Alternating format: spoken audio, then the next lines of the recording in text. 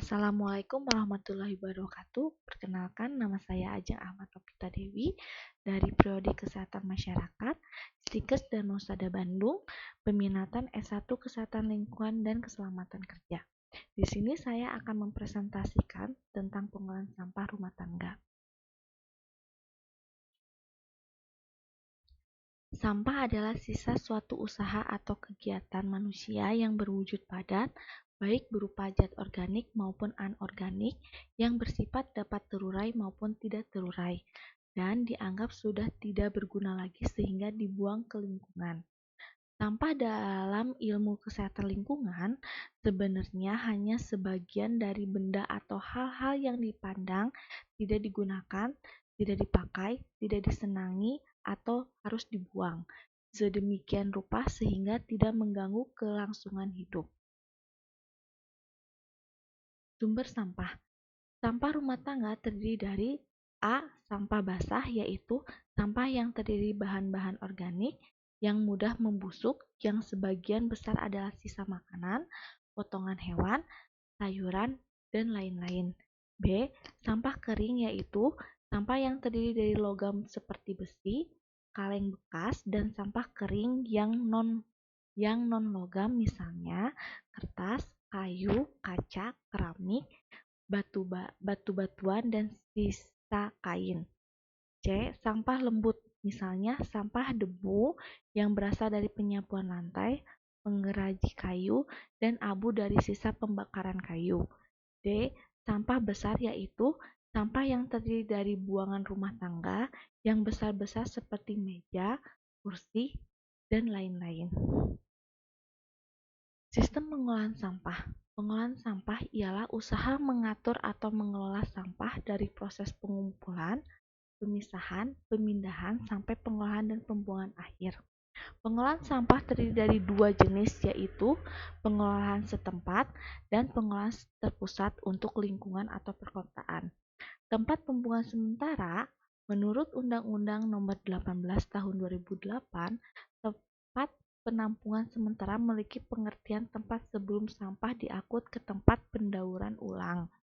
Tempat pembuangan akhir sampah, tempat memproses akhir, merupakan tempat di mana sampah mencapai tahap terakhir dalam pengolahan sejak mulai timbul di sumber, pengumpulan, pemindahan atau pengangkutan, pengolahan, dan pembuangan.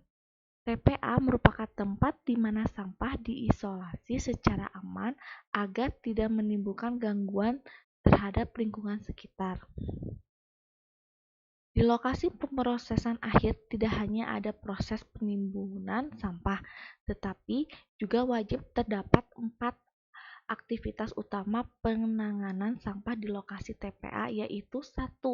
Pemilahan sampah, 2. Daur ulang sampah non-hayati atau anorganik, 3. Pengomposan sampah hayati organik, 4. Pengurangan atau penimbunan sampah residu dari proses di atas di lokasi pengurangan atau penimbunan. Aspek low carbon. Komposter rumah tangga adalah prasarana yang digunakan untuk pengolahan sampah dapur menjadi kompos.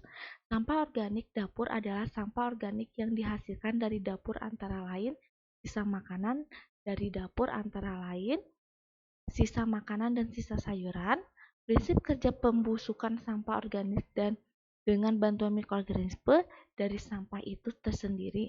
Banyak sekali aspek low carbon yang dapat digunakan dari sampah rumah tangga, contohnya kompos atau biogas. Pendidikan rendah karbon dalam 3R. Reduce, meminimalkan jumlah sampah yang akan kita timbulkan ke lingkungan. Misalnya, lebih memilih membeli jagung atau kacang yang sudah dikupas daripada yang masih ada kulitnya. Reuse, menggunakan kembali barang bekas yang masih bisa dipakai sehingga tidak menjadi sampah, misalnya kantong kresek bekas belanja dipakai lagi untuk belanja. Recycle, mendaur ulang sampah menjadi benda yang bisa dimanfaatkan, misalnya sampah sisa makanan dibuat kompos atau biogas. tanpa sekalik bahwa dalam 3R adalah pendidikan rendah karbon. Manfaat pengolahan sampah rumah tangga. Pengolahan sampah perlu dilakukan secara kooperatif dan terpadu dari hulu ke hilir agar memberikan manfaat secara ekonomi, sehat bagi masyarakat, dan aman bagi lingkungan serta dapat mengubah perilaku masyarakat. Manfaat pengolahan sampah yang baik: 1. Menghemat energi. 2. Mengurangi polusi. 3. Menghemat sumber daya alam. 4. Ekonomis. 5. Lingkungan menjadi bersih dan nyaman. 6. Menghemat lahan tempat pembuangan akhir. Masih banyak lagi pengolahan sampah. Manfaat pengolahan sampah. Relevasinya dengan kesehatan masyarakat. Sarjana kesehatan masyarakat adalah tenaga kesehatan yang akan melayani masyarakat untuk membantu melakukan pencegahan terhadap penyakit, akan banyak melakukan edukasi terhadap masyarakat. Edukasi mengenai pengolahan sampah sangat penting dikarenakan banyak sekali kerugian yang ditimbulkan oleh sampah. Pentingnya masyarakat mengetahui dampak dari sampah.